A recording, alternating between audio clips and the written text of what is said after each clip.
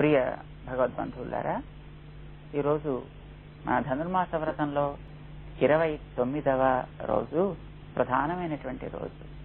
మన ఆండాళ్ తన గోపీజనాన్ని అందరినీ కూడా వెనకత కలిగి ఉండి స్వామి దగ్గర తను ఏ ప్రధాన ప్రయోజనాన్ని కోరి ఈ వ్రతాన్ని ఆచరించిందో దాన్ని నిరూపించి చెప్తోందన్నమాట. మన వాళ్ళు ఇంతవరకు 2 సార్లు మేం పరిశుద్ధులమై వచ్చాము అని స్వామి దగ్గర విజ్ఞాపన చేసి ఉన్నారు. 5వ పాసురాన్ని చెప్పేటప్పుడు తుయోమాయి వందు నాం అంటూ మనమంతా కూడా పరిశుద్ధులమై స్వామిని చేరాలి అన్నారు. 16వ పాసురంలో మరొకసారి మళ్లీ చెబుతూ తుయోమాయి వందోం తుయిలెడప్పాడువాన్ అంటూ మరొకసారి తమ యొక్క పరిశుద్ధిని వివరించుకున్నారు. నిన్న ఇతర ఉపాయాలు మాకు ఏమీ లేవు అని చెప్పారు.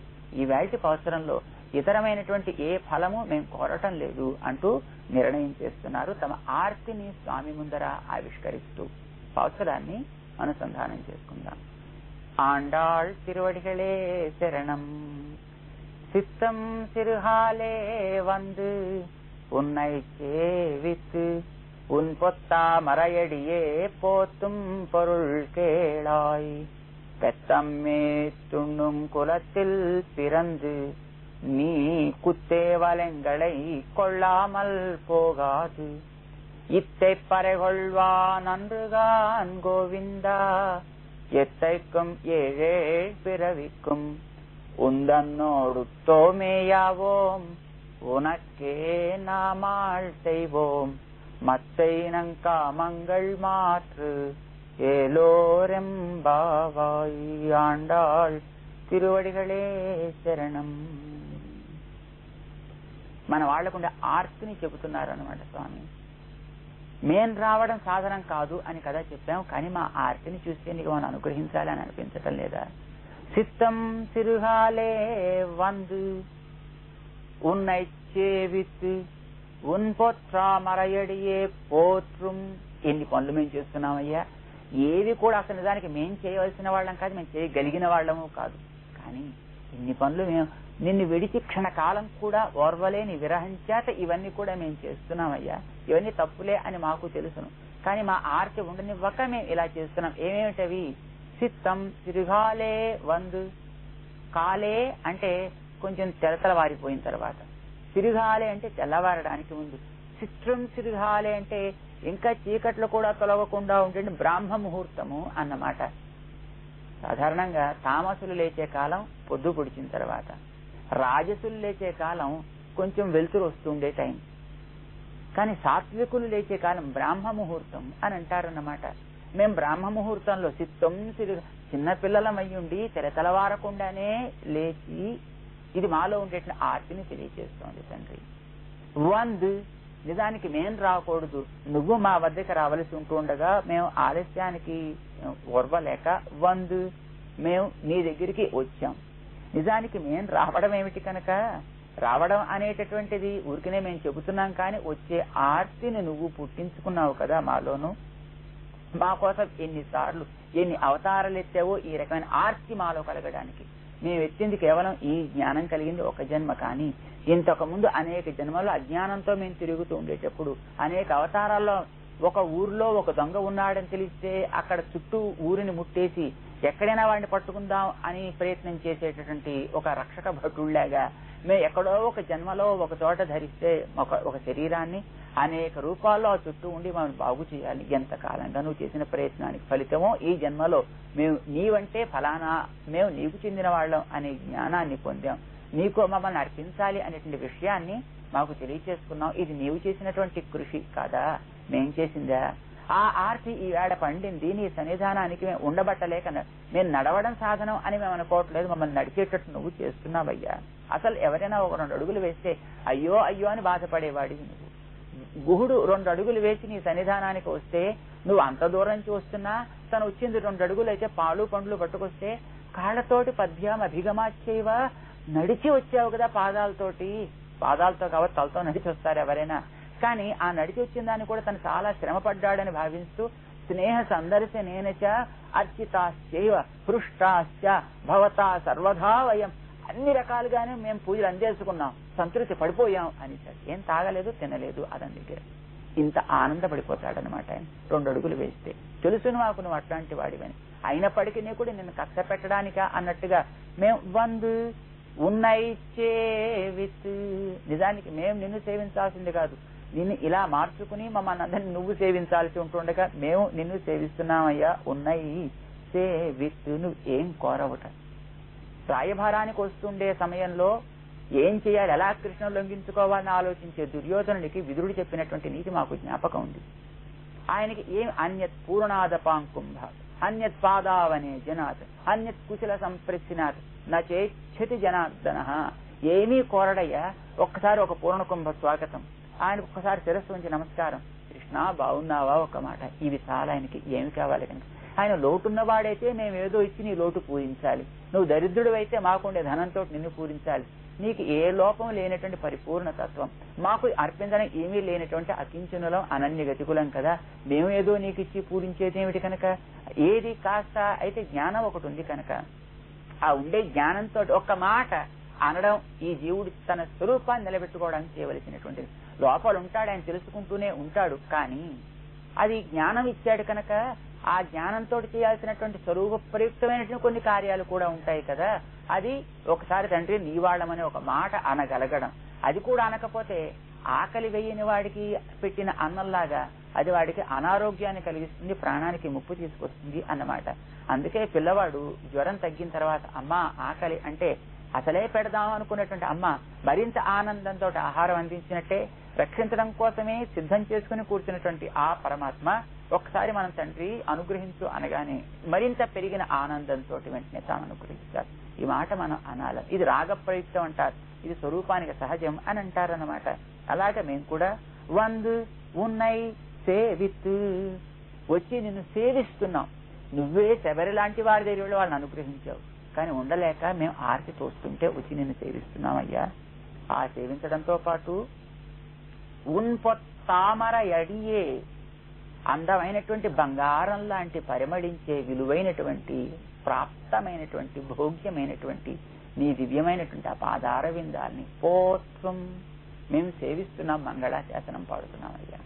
ఆశ్చర్యం, ఈ లోకంలో ఉండేటటువంటి జనులంతా కూడా యం కంచిత్ పురుషాధమం కతిపయ గ్రామేశం అల్పార్థతం సేవాయి, ఏదో ఒక 2 ఊళ్ళు లేక 2 ఇళ్ళు, ఏదో ఇంత ధనం కలిగినటువంటి ఒకరిని తమకి నాథుడు, తమకి ప్రభువు, తమకి యజమాని అని అనుకుంటూ అలాంటి వాడు ఇచ్చేటటువంటి ఓ అల్పమైన పురుషార్థానికి చీపో అని వాడు తిడుతున్నప్పటికీ కూడా లెక్క చేసుకోకుండా వాడి కాళ్ల వేళ్లపడి పళ్ళి కిలించుకుంటూ బాబు బాబు అంటూ అడుక్కుంటూ తిరుగుతారే. ఏం అవసరం లేకుండా నాథే నా పురుషోత్తమే త్రిజగతామే కాధిపే చేతసా సేవ్యే స్వస్య పదస్య దాతరి సురే నారాయణే తిష్టతి అంటారు మన కులశేఖర్లు అనేటటువంటి ఒక ఆళ్వారు అన్నమాట. ఆయన అందరికీ సమస్త జీవులకి నాథుడయ్యుంటూ పురుషోత్తముడై తానున్నాడు భగవద్గీతలో చెప్పుకున్నాడే. త్రిజగతాం ముల్లోకాలకి కూడా ఏకఛత్రాధిపతిగా ఆయన లేకపోతే ఈ లోకంలో ఉండే ఎంత గొప్పవాడు కూడా శవములే కదా. ఆయన అందరిలో ఉండి నడిపించేవాడే. ఏం చేయాలి ఆయన్ని? చేతసా సేవ్యే, నువ్వు చేతులతోటి కట్టుకునిస్తున్నప్పటికీ కూడా, కళ్ళతోటి ఏం చేయకపోయినా, నోటితోటి మాట్లాడకపోయినా, మనసులో ఒక్కసారి నీ వాడను అనుకుంటే చాలు. మనసుతో ఏమిస్తాడు? స్వస్య పదస్య దాతరి, తన స్థానమైన పరమపదాన్ని కూడా ఇచ్చేటటువంటి ఔదార్యం కలిగిన వాడవు తండ్రి. అట్లాంటి వాడవు నువ్వు. అలాంటి నిన్ను మేము ఇంకా శ్రమ పెడుతూ ఉన్పొత్తా మర ఎడియే పోత్రం, నిన్ను నీ పాదార విందాన్ని స్తుతించేటటువంటి పొరుల్ కేళాయి. ఎందుకు స్తుతిస్తున్నావో ఒక్కసారి తండ్రి ఆ వినవయ్యా అంటున్నారన్నమాట. పాపం ఆయన వీళ్లలో ఉండేటువంటి ఈ విశ్వాసాన్ని చూసి ఇలాంటి వాడు దొరికితే ఎంత సంతోషమో. నీవే నాకు ఆహారం, నీవే నాకు ధారకం, నీవే నాకు భోగ్యము అనేవాడు లోకంలో ఒక్కడు దొరకరు అని కదా శ్రీకృష్ణుడు పాపం రకరకాలుగా చెప్పుకున్నాడు. అలాంటి వాళ్ళు ఈవేళ ఇంతమంది దొరికారు అనగానే ఆయనకి ఇంకేం ఒళ్ళుపై తెలియట్లేదన్నమాట. అలా చూస్తూ ఉండిపోతే మనవాళ్ళు భుజం తట్టి హే పొరుల్ కేళాయి, వింటున్నావా లేదా అంటూ మన అమ్మ ఆయన కొంచెం గట్టిగా పాఠం చెప్తోంది. మన ఆండాళ్ళకి అందరికీ పాఠం చెప్పడమే అలవాటు. ఆవిడ అధ్యాపయంతి అని కదా మనం మొట్టమొదటి చెప్పుకున్నాం. మొట్టమొదటి 2వ పాసరంలో కేళీరో అంటూ మనకందరికీ పాఠం చెప్పింది. చివరికి వచ్చిన తర్వాత శ్రీకృష్ణుడు కూడా ఎందుకోసం వచ్చావో తెలుసుకోవాయ్ అంటూ ఆయనకి పాఠం చెప్పు. భగవంతుడు వింటాడు మనం ఏ విధంగా చెప్పినా ప్రార్థన చేసినప్పటికీ కూడా. పోత్రం పొరుల్ కేళాయి. సరే సరే చెప్పండి చెప్పండి, ఎందుకోసం వచ్చినట్టు ఇంతకిని? నువ్వు ఆ సిరి సింహాసనంలో కూర్చొని మా మాట వినడానికి కదా, వింటున్నావా? ఓ వింటున్నా అని చెప్పండి. பெற்றம்மே துண்ணும் குலத்தில் பிறந்து நீ குற்றேவலங்களை கொள்ளாமல் పోగాదు. పశువులని మేపి అది ఆహారం తిన్న తర్వాత మాత్రమే తమ ఆహారం తినేటటువంటి వాళ్ళు గోపకులంతా. తమ మీద ఆధారపడ్డవి కదా గోగులు. అలాగే మేమంతా నీ మీద ఆధారపడ్డ వాళ్ళ, నువ్వు ఆ వంశంలో పుట్టిన వాడివే కనుక వాటి స్వరూపం స్వభావం నీకు తెలియదు. తమను ఆశ్రయించుకున్న వాళ్ళకి ఆహారం పెట్టినట్టు నిన్ను ఆశ్రయించుకున్న మాకు కావలసినటువంటి ఆహారం నీవే, నీ సేవ. దాన్ని మాకు ప్రసాదించి మేము ఆనందించిన తరువాత కదా నువ్వు నీ యొక్క స్వరూప స్వభావం, నీ యొక్క ఆహారాదులు నువ్వు పొందవలసినది. కనుక మాకు నీ సేవని ఇవ్వకుండా ఉండడానికి వీలు లేనేలి నీ కుత్తేవల్ ఎంగళై, నీ ఆంతరంగిక సేవకులుగా మమ్మల్ని స్వీకరించక వదలడానికి వీలు లేనే కొల్లామల్ పోగాదు. మా సేవను స్వీకరించి తీరవలసిందే అంటూ నిర్బంధం చేస్తున్నారు అన్నమాట. సరే విన్నాడు పాపం స్వామి. సరే మేము సరే అంగీకరిస్తామనుకుంటారా? నిన్నను చూస్తే మీరు ఏవో ఇతర వస్తువులు కోరినట్టున్నారు, ఈవేళ మీరు కోరేవి చూస్తే ఏవో ఇతరమైనటువంటి వస్తువులాగా అనిపిస్తున్నాయి, ఏమిటిది అన్నాడు పాపం స్వామి. నీ కుత్తేవల్ ఎంగళై కొల్లామల్ పోగాదు. ఆంతరంగిక సేవలు మా నుంచి నువ్వు స్వీకరించడం మానడానికి వీలేదే, మమ్మల్ని నీ ఆంతరంగిక దాసులుగా స్వీకరించి. ఇవన్నీ నాకేం తెలియదు, మీరు అడిగింది ఏమిటి? పరై కావాలని కదా అన్నారు. నిన్నటి దాకా మాకు ఆ వాయిద్యం కావాలి, ఇరైవాణి తారాయి పరై అని కదా అన్నారు. ఇదిగో పరై, ఈ వాయిద్యం పట్టుకొచ్చాం, అదిగో అక్కడ పెట్టాను తీసుకోండి అన్నాడే. చాలా చాలా బాగుందయ్యా. బొత్తిగా మనస్సు గ్రహించడం చేత కాని బొత్తిగైపోయింది ఏంటి అనేది. పైకి ఆడిన మాట వెనకాగల భావం ఏంటో గుర్తించొద్దు. చిన్నపిల్లవాడిని అమ్మ రై అది విషం రా తినరా అందనుకోండి, ఏదైనా ఒక వస్తువు అక్కడ వాడు కావాలి కావాలంటుంటే ఏ తినకూడదు తినకూడదు ముందు చెబుతుంది. కావాలని నిర్బంధిస్తాడు అనుకోండి, విషం రా తిను అంటుంది. అంటే అది విషం అని అర్థమా? తినమనే అర్థం కాదు కదా. అంటే మాట ఎలా అంటున్నారో ఎవరంటున్నారో వాళ్ళ భావం ఏముంటుందో తెలుసుకోవాలి. మేమా పిల్లలం గోపికలం, నీవా లోకైక నాథుడవు, మేము నిన్ను కోరి వచ్చాం, ప్రార్థన చేస్తున్నాం. బుద్ధిగా భావం లేదయ్యా, నీకు అర్థం చేసుకోలేదయ్యా. కేవలం మాట మట్టికే పట్టి తీసుకుంటారా? మేము కోరేటువంటి కోరికలు ఏమిటో నువ్వు గుర్తించవచ్చా? ఇత్తై పరెహొల్వాన్ అన్రుగాన్ గోవింద, మేము కోరేది కేవలం ఈ పరే కానే కాదు సుమా. మరి ఏమిటి అడిగాడే. నేనెవరినో సరేలేండి, నాకు మాట మాత్రమే తెలుసు, అంతవరకే వచ్చు, నేను కూడా మీలాగా ఈ వంశంలో పుట్టిన వాడినే కదా. నేను ఏ వరాహావతారం అయితే మంచి బాగా జ్ఞానం ఉండేది, ఏ రాముడిని అయితే అంతకంటే గొప్ప జ్ఞానం ఉండేది. సరే మరి ఏం చేస్తాం, హైగ్రీవుణ్ణి నేను కాకుండా పోయాను, నేను మీ వాడినే అని కదా చెప్పాను. సరే ఇంతకీ మీరు ఏమిటి కోరుతారు చెప్పండి అని అడిగారు. మన వాళ్ళు చెబుతున్నారు. ఎట్రెక్కుం ఏడే పిరవిక్కుం, తమకు కావలసినటువంటి పరై అనే పురుషార్థం ఇది అని నిర్ణయం చేస్తుంది మన గోదాదేవి. ఎట్రెక్కుం ఎప్పటికీ, ఈ కాలం ఆ కాలం అని కాక సర్వ దేశములలో సర్వ కాలములలో సర్వ అవస్థలలో కూడా ఏడే పిరవిక్కుం, 7 జన్మలంటూ ఉంటే ఏ జన్మలో మేము ఉన్నప్పటికీ కూడా ఉందన్నోడుతోమే యావో, నీతోటి సంబంధమే మాకు కావాలి. నా కాలస్తత్రవై ప్రభు అనేటటువంటి కాలాధీనం కానటువంటి పరమపదం వెళ్ళినా లేక ఇక్కడున్నా మరే లోకంలో ఉన్నా, ఏ లోకంలో ఉంటామనేది కాదు మాకు ప్రశ్న. దివివా భువివా మమస్తు వాస, నువ్వు నరకంలో వేసుకో, స్వర్గంలో వేసుకో, పరమపదంలో వేసుకో, ఈ ఊళ్ళో వేసుకో, మరొక ఊళ్ళో వేసుకో, మాకు కావలసింది నీ పాద సంబంధం ఎన్నడూ మా నుంచి వేయడానికి వీల్లేదు. ఉనకే నామాళ్ సేవోం, నీకు మాత్రమే అన్ని రకములైనటువంటి సేవలు కూడా మేము చేసేటువంటి వాళ్ళం కావాలి. ఒకవేళ అలా నీ చేసేటటువంటి సేవలు ఇతరమైనటువంటి కోరికలు ఏమైనా మాలో కలిగితే వాటన్నిటిని కూడా మత్తైనం కామంగళ్ మాతృ, ఆ సేవ చేసేటప్పుడు మేం చేస్తున్నాం అనే అహంకారం కలిగితే దాన్ని కూడా తొలగింది. ఆ చేసేటటువంటి సేవ వల్ల కలిగే ఆనందం మాకు కూడా కొంచెం కావాలి అని గురువు గారికి వేసవి కాలంలో విజయనికరతోటి విసురుతూ మధ్యలో ఒకసారి తనకు కూడా విసురుకుంటూ ఉంటాడు శిష్యుడు. ఎందుకంటే తనకు కూడా పాపం కొంచెం ఒక్కపోస్తూనే ఉంటుంది కదా. అలాగే గురువు గారికి కొంత తమకు కొంత ఇలాంటిది కావడానికి వీల్లేదు. కేవలం నీ ఆనందానికి మాత్రమే తప్ప మరొక దానికి పనికి రావడానికి వీల్లేనటువంటి సేవ మాకందరికీ కూడా ప్రసాదించడం తండ్రి మేము కోరుకుంటున్నాం. మత్రైనం కామంగళ్ మాతృ, లోకంలో ఉండేటువంటి వాళ్ళం కనుక మాలో అలాంటి ఏమైనా భావాలు కలిగితే ఒకవేళ కలగడానికి అవకాశం ఉండవచ్చును. అలాంటివి ఏమైనా కలిగితే వాటిని తొలగించుకోవడం కూడా నీవే చేయాలి తప్ప దానికి మా మీద ఏమాత్రం కూడా భారం పెట్టడానికి వీల్లేదు. కనుక మాకు అన్ని సమస్తము కృష్ణ ఆశ్రితులం, నీవే బలముగా కలిగిన వాళ్ళం, నీవే నాథుడిగా కలిగిన వాళ్ళం, మేము మాకు ఇతరమైనవి ఏమీ లేవు అంటూ మన వాళ్ళు స్వామికి ఇది తమ కోరిన ప్రధానమైనటువంటి పరై. ఇది వీరికి తానిచ్చినటువంటి ఆ వస్తువుల వల్ల, వీరాడినటువంటి స్నానం వల్ల కలగాల్సిన ఫలితం ఊరి వారికి. అయితే మన ఆండాళ్ళు చేసిన ఈ వ్రతంలో స్నానం ఆడినట్టు మనకేం కనిపించదు. అయితే వ్రతం ఈ విధంగా చేయడం వల్ల వీళ్ళు కోరుకుంది శ్రీకృష్ణ సమాగమం కనుక అది వీరికి లభించింది.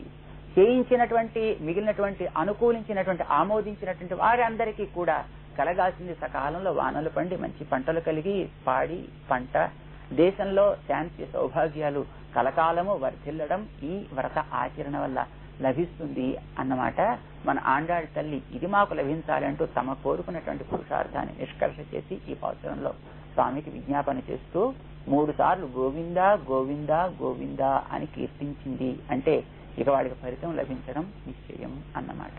ఇలా ఈ 29వ పాసురంలో ప్రార్థించిన ప్రార్థనకు అనుకూలంగా స్వామి అనుగ్రహించి గోదాదేవిని రప్పించుకుని తనతో చేర్చుకుని ఆమెను మానవ కన్యకగా ఉన్న ఆమెను అర్చా విగ్రహంగా ఉండేటటువంటి తాను వివాహమాడినటువంటి రోజు, ఆమె కోరుకున్నటువంటి వైభోగాన్ని ఆమెకు ప్రసాదించిన రోజు కనుక ఈ నాటికి భోగి అని అంటారు. భోగము అనుభవింపచేసిన రోజు, అనుభవించిన రోజు అన్నమాట. ఇది మనవారు ఒక అద్భుతమైనటువంటి పండగగా భావిస్తుంటారు. ఇది గోదాదేవికి శ్రీకృష్ణ అనుగ్రహం, రంగనాథుడితో సమాగమం ఏర్పడ్డటువంటి రోజు. మనమంతా కూడా ఈ వ్రతాన్ని ఆచరిస్తూ ఆ భగవంతుని యొక్క దివ్య సేవా భాగ్యాన్ని, అనుగ్రహాన్ని మనం పొందుతూ లోకానికి తద్వారా కావలసిన ఫలితాల్ని అందించేటట్టు మన భగవానుడు అనుగ్రహించుగాక. ఆండాళ్ తిరువడిகளே శరణ్. ఆపదా